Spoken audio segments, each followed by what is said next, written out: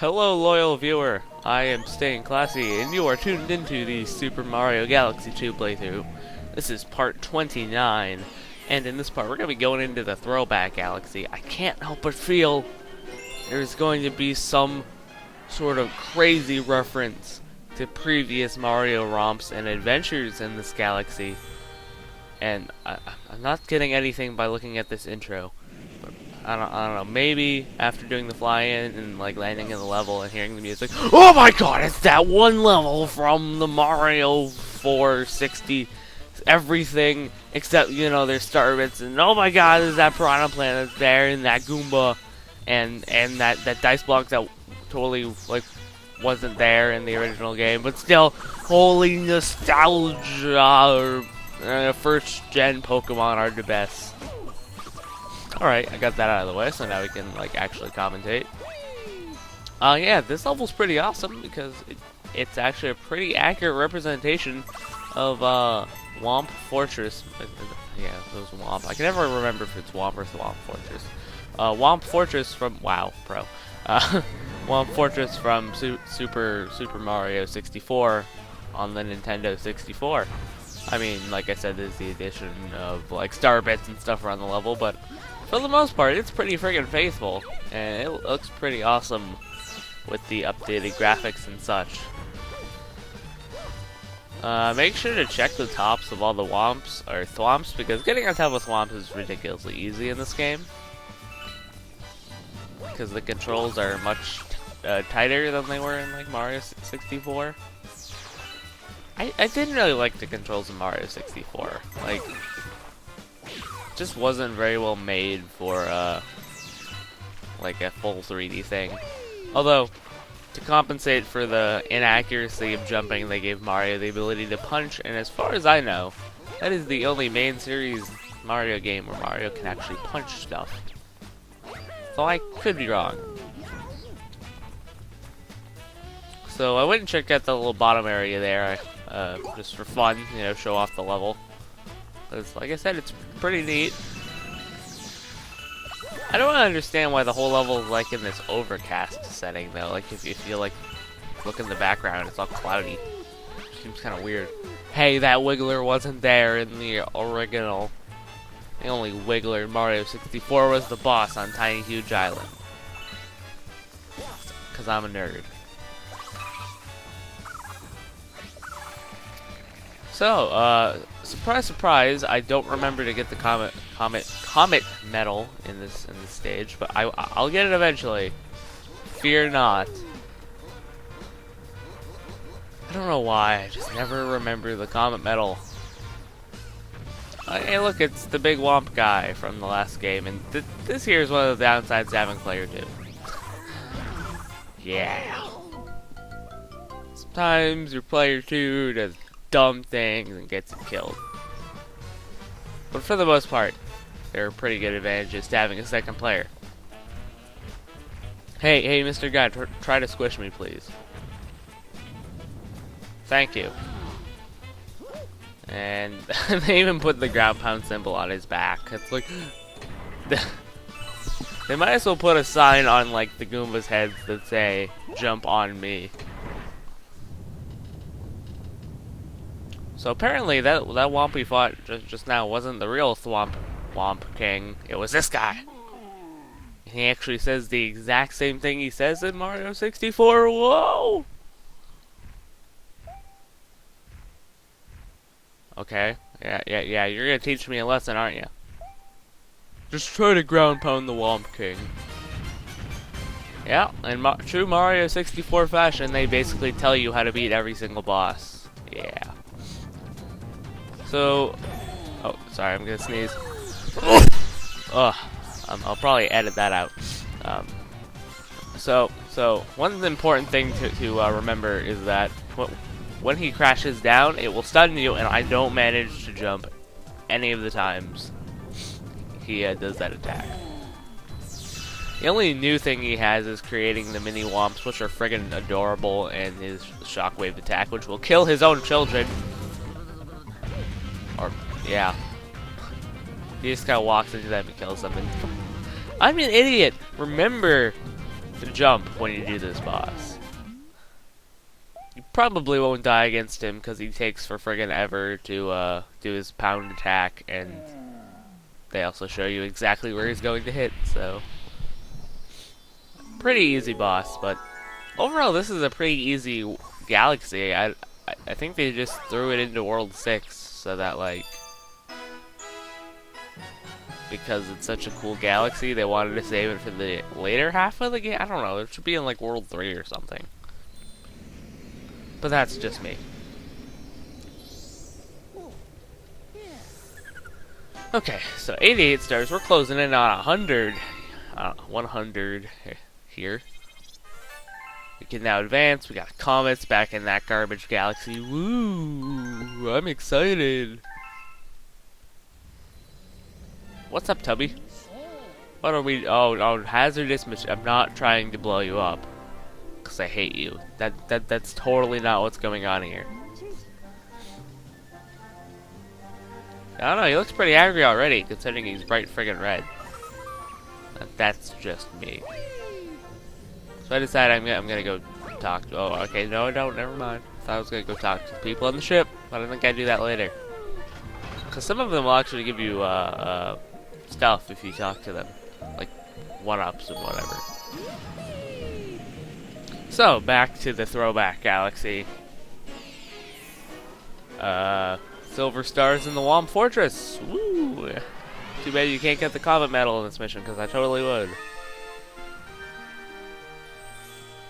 That actually brings me to something I wanted to talk about, how the level design in Mario 64 and Mario Galaxy differs so much, while we go romp about for silver stars. In Super Mario Galaxy, especially more so Galaxy 2, everything is extremely linear. There's usually only one direction you can go in to progress through the level. Whereas in Mario 64, you're usually dropped in this big open world. You can just kind of go around and find things on your own, very similar to this galaxy and also this mission. Also, Mario 64 had many more stars, and you could obtain them in almost any order. You could obtain pretty much every star in every mission, although there were a few level changes from star to star.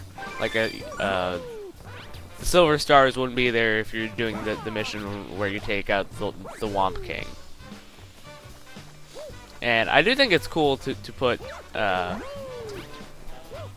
you know, a level designed that way into a game where the levels aren't usually like that. I think it adds a good amount of variety, and also just I can't speak today.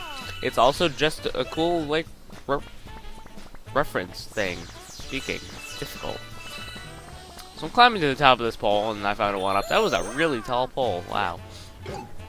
I actually didn't mean to land on that Goomba either. That was total luck. Huh? Looking for a silver star? I think I saw one at the top. Okay, thanks. You call this a hill? That's that makes sense. I'm just gonna not kill that guy because he didn't do anything specifically to me. I mean, it was just instinctual for him to crash down and plant his face in the dirt. So, silver star number 4 right there. I didn't commentate at all about the other silver stars, but you can probably figure out what's going on your own. Yeah. So, walking out on clouds over to the last silver star, which is right here. I was hoping I'd grab the silver star while jumping, because that would have been so cool. And of course, it's all the way back up there. Dang it. That would have just been too convenient if I had gotten the highest star last. Luckily, I do find a pretty good shortcut to get back up there. And unfortunately, that is all there is to do in the Throwback Galaxy, except get the Comet Medal, but that'll take, like, legitimately 10 seconds. Here I go! Woo! back to mission 1. I don't know why I included the star select screen when you can only get the common medals in the first mission. And the common medal is right here. I said right here. Yeah, I have extreme trouble making this jump, and I didn't do any editing about it for some reason. Come on, me. Jump, spin, nope. Crouch, jump, jump, spin. There you go. That was difficult. Alright. So now we're going to hit up one more galaxy in this video, which is the Flash Black Galaxy. This galaxy, if you can tell by the name, it's not very fun. It's just kind of there. It's not really very memorable either, despite the fact that it has a pretty unique gimmick. Excuse me, my sniffling. I've been kind of mildly sick-ish. I think it's more allergies than anything, but I've been sneezing a lot. It's very obnoxious. So if you can't figure out the gimmick on your own, basically everything's dark except for the occasional flashing of lightning, which I believe what am I trying to say? The metronome that plays in like the Beat Blocks Galaxy is also included in this stage on the Wiimote, so makes it a little bit easier to know when the lightning is coming. Basically, you want to be slow paced in this place, so it just overall saves you grief. I'm making use of the bulb berry, which we haven't seen that much of. We haven't seen the dash pepper in even longer since that purple coin mission in tropical place. I don't remember the name of. It had the Piantas in it or something. I do remember to get the comet medal though, because I actually remembered where this one was off the top of my head. It's in the upper left-hand corner of this little labyrinth structure thing. And maneuvering yourself over there isn't too difficult. It's got a couple mines to worry about, a couple enemies. Nothing too bad. The Paragoombas might get in the way. You might want to take them out with Yoshi. He makes taking out enemies very, very easy. Other than that, that's not a terribly difficult segment.